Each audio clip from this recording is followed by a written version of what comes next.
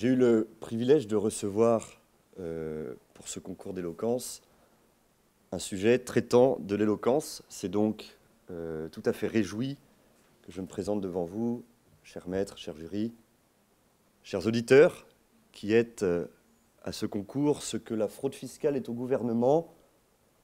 On pense qu'il y en a plein, mais on n'en voit que peu. La parole est un art suffisamment subtil pour être tout à la fois provocateur, séducteur, passionné, terrible, et à ce point insolent qu'il sait faire rire dans les prétoires et pleurer sur les plateaux télé. Art subtil donc, et art truffé de règles qui rentrent parfois en opposition. On apprend en effet, durant les 3 premières années de notre vie, pour moi ce fut 5 ans, j'étais très lent, à marcher et à parler, pour s'entendre ensuite constamment répéter « Reste assis et tais-toi ». On apprend encore l'habile formule qui donne à la parole la valeur de l'argent et au silence celui de l'or. Mais jamais Cicéron ne se serait fait connaître par son mutisme. Aucun avocat n'a pu obtenir d'acquittement en restant quoi? Aucun chef de guerre taiseux n'aurait pu se faire craindre et obéir de ses hommes.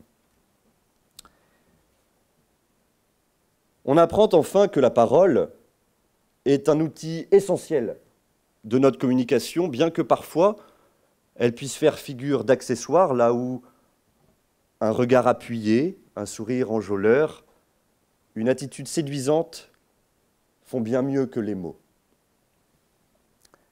La parole, donc, un don extraordinaire que tout homme peut cultiver en dépit de ses faiblesses. Au royaume des muets, les becs sont rois. Le rire, nous dit Bergson, est le propre de l'homme.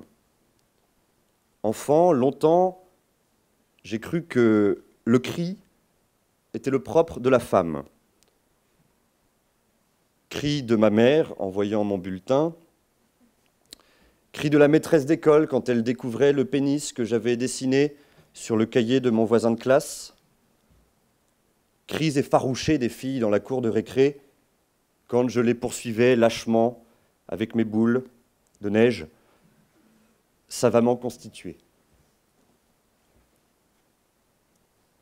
Pour faire une bonne boule de neige, prenez une poignée de poudreuse fraîche de la nuit, enrobez avec cette neige délicate un morceau durci de la veille, arrondissez le tout en lissant la texture avec votre gant pour donner un meilleur coefficient de pénétration dans l'air, et jetez le tout avec force sur votre cible. Et rajoutez un gros caillou au milieu si cette cible vous doit de l'argent. L'éloquence est une arme. Songez à César, qui, par la force de son verbe et celle de ses armées, a su conquérir la Gaule et le cœur de Cléopâtre. Il a 2 fois la Gaule dans cette histoire.